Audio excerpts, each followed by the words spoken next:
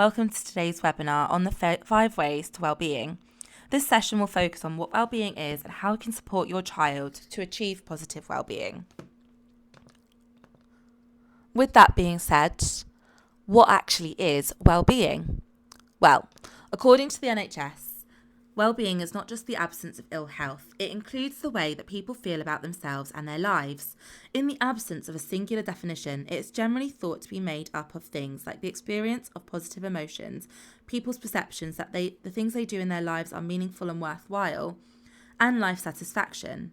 Wellbeing is influenced by physical and mental health and in turn has influence on the experience and outcomes of different health conditions. What does this look like in children then? So in children, this can look like a holistic state of being happy, healthy and thriving, encompassing their physical, mental, emotional and social health, where they feel safe and loved and have the skills to manage life's ups and downs, learn and reach their full potential.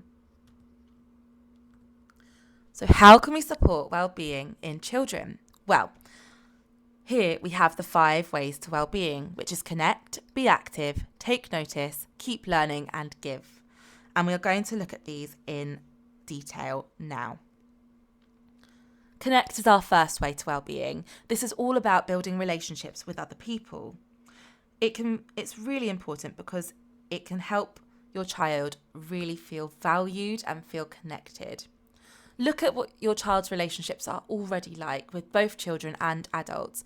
Do they seem happy after a day of school, after a play date? Are they playing with lots of children outside of school? Do they sound like they're playing with children inside school as well? Provide time for your child to play with other children, whether this is through clubs, play dates or going to the park, but it should be through both in-school time and outside of school. Take time together as a family, for example, a fixed dinner time, a movie night, a game night, or going out together as a group. And finally, spend less time on technology as this can be quite isolating. Our next way to well-being is being active. Do what you can, enjoy what you do, and move your mood. This is a really important one as it can raise self-esteem and release endorphins, as well as helping children to set goals and achieve them. This will look like allowing your child to get outside and move. This could be through taking part in clubs and sports which are put on by a local community or councils or schools, and allowing children to run around outside. Playing is such a great way to be active. That being said, don't spend all your time outside as this can have a negative effect as well. Our next way to well-being is take notice. This is about remembering the simple things that bring joy and recognising emotions and remembering the simple things in life. The way we can achieve this is by talking about emotions and what they feel like so children can notice how they feel, really thinking about, okay, well, when I feel sad, I feel this way, or when I feel panicked or worried, my chest feels tight or I have a tummy ache. When I feel happy or excited, I get butterflies or I smile. So really noticing those sensations, physical sensations that they feel when they feel certain emotions. Taking notice of their thoughts to help them stay present and talking them through what those are like and what they notice at certain points in the day. Discussing how to manage emotions. Every emotion is of course okay, but it's really important we know how to express them in a helpful and appropriate way.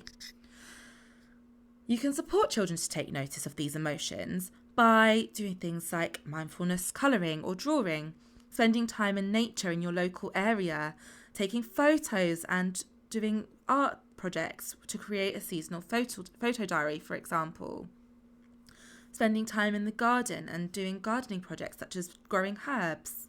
Listening to the sounds of nature, starting a gratitude journal, keeping a diary of those thoughts and feelings and tracking them. Maybe having a declutter day to really kind of notice what brings joy and what maybe brings panic.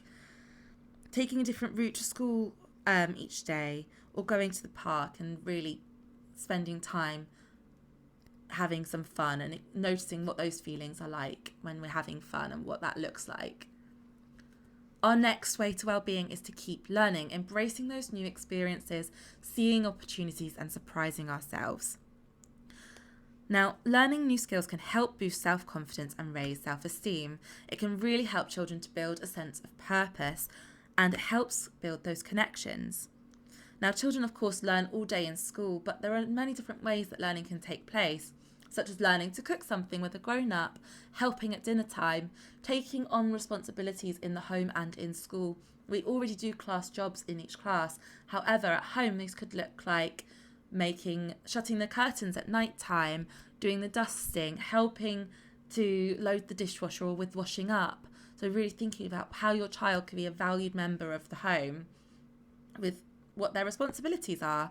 Creating something, so making art projects or maybe doing a video diary. And then finally, their hobbies. What hobbies are they doing? What are they interested in? What would they like to learn? Maybe they'd like to learn a musical instrument or a sport. So have a chat with your child. What would they like to do? And look at what's on offer in school as well. Our final way to well-being is give. So this is things like giving your time, your words, and your presence.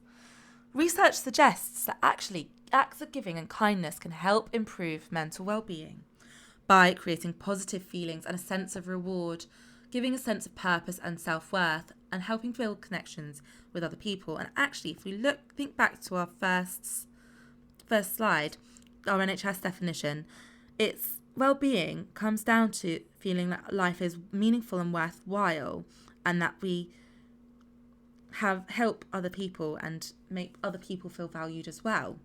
So this could include saying thank you to someone as an act of kindness, asking friends and family how they're feeling and listening to their response, spending time with family and friends, and offering help and support to other people. So how could your child help somebody else? Could they offer to make a cup of tea? Could they help with those responsibilities like we looked at in the previous slide? Could they ask you how you are at the end of the day? So when you've asked your child how they've been, could they turn and ask you how your day's been as well, and really listen? So then how can the school help you? So if you do have any concerns about your child that go beyond the 5 ways to wellbeing, please do talk to us. Let the teacher know, and don't suffer alone. Tell your child's teacher, because we can help in school. Speak to the senior mental health lead, Sue Rolfe. A plan and strategies can be put together to support you and your child if you are really concerned. If your concerns are bigger than that and you feel that professional support is required, then we can refer your child to the mental health support team, or CAMS. Thank you so much for listening. If you would like further information, please do not hesitate to get in contact with the school via phone or through emailing the office.